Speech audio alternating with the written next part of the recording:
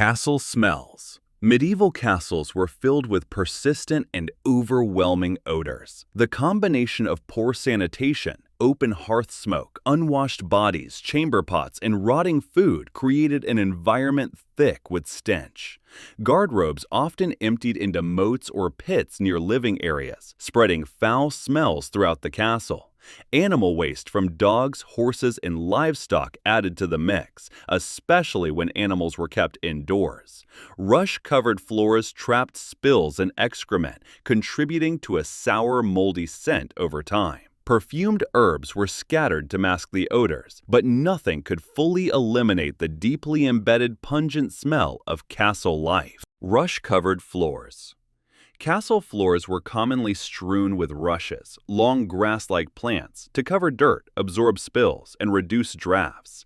However, these rushes also concealed a disturbing reality. Human and animal waste, discarded food, and other debris collected beneath the layers. Dogs, cats, and livestock often roamed indoors, and their droppings were rarely cleaned up properly. Instead of removing the old rushes, new layers were simply added on top.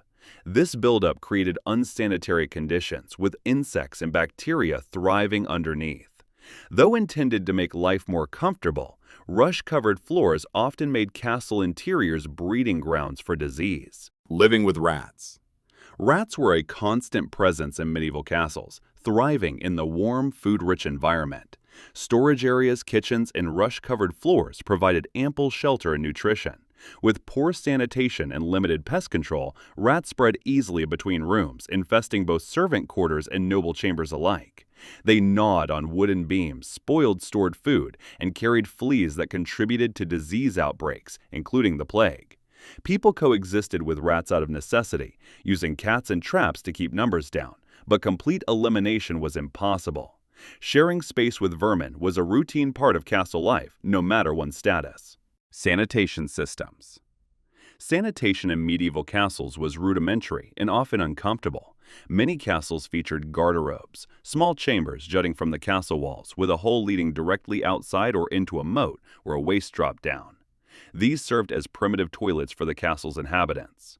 Waste disposal was a serious challenge. In some cases, waste accumulated in pits below, requiring manual removal.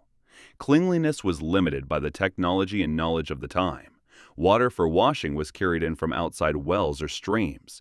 Bathing was infrequent, contributing to hygiene problems that affected health and comfort within the castle. Bathing in wooden tubs. Bathing in medieval castles was done in large barrel-like wooden tubs, often placed near the fireplace for warmth. Heated water was carried in buckets from the kitchen, making baths labor-intensive and typically reserved for the wealthy. Nobles might bathe a few times a month, while servants did so less frequently. Herbs like lavender or rosemary were added to the water to improve the smell. Bath water was reused, sometimes by multiple family members in sequence, due to the effort required to prepare it. Though bathing was viewed as healthy, it was rare, and cleanliness standards differed sharply from modern expectations. Lighting and heating. Medieval castles lacked modern lighting, relying primarily on candles, rushlights, and fireplaces. Candles were expensive and burned quickly, so their use was limited, often reserved for important occasions or wealthier inhabitants. Fireplaces and large hearths provided the main source of heat but were inefficient, often allowing smoke to linger inside rooms due to poor ventilation. Windows were narrow and glazed rarely, so natural light was minimal.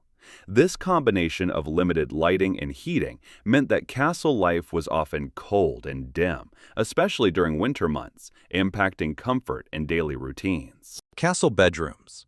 Sleeping arrangements in medieval castles were vastly different from modern expectations. Bedrooms were often shared spaces, sometimes housing several family members or servants together. Privacy was minimal, with large beds occupying most of the room. Curtains or tapestries might be hung around beds to trap heat and provide some separation, but thin walls and communal living limited personal space. Rooms were sparsely furnished, with wooden chests for belongings and simple benches. Heating came from fireplaces or portable braziers, but warmth was difficult to maintain. Nighttime routines were dictated by the lack of artificial lighting and the castle's practical rather than comfortable design. Communication and signals. Castles relied on various communication methods to stay informed and coordinate defense. Messengers on horseback delivered news between castles and surrounding lands. Inside the castle, runners or heralds conveyed orders quickly. Visual signals like flags, fires, or smoke were used to alert nearby allies of danger or important events. Bell towers sounded alarms or marked time throughout the day. These communication systems were vital for coordinating military actions and managing the daily operations of the castle, especially during sieges when external contact was limited. Constant drinking. Alcohol consumption in medieval castles was high because water was often unsafe to drink. Contaminated wells and stagnant sources led to illness, so beer, ale, and weak wine became everyday staples, even for children. These drinks were low in alcohol by modern standards, but safer than untreated water. Ale was brewed fresh and consumed quickly to avoid spoilage. Nobles drank wine when available, often imported and diluted. Drinking was woven into meals, labor, and social rituals. While drunkenness was frowned upon in excess, most castle inhabitants were mildly intoxicated much of the time, simply as a practical health precaution. Food storage and preservation. Castles needed reliable food storage to survive sieges or winter scarcity. Root cellars, cool and dark underground rooms, stored vegetables like onions, garlic, and turnips. Meat and fish were preserved by salting, smoking, or drying to prevent spoilage. Large barrels and pots held grains, dried legumes, and pulses that formed dietary staples. Honey and vinegar also acted as preservatives. Food was carefully rationed and rotated to avoid waste.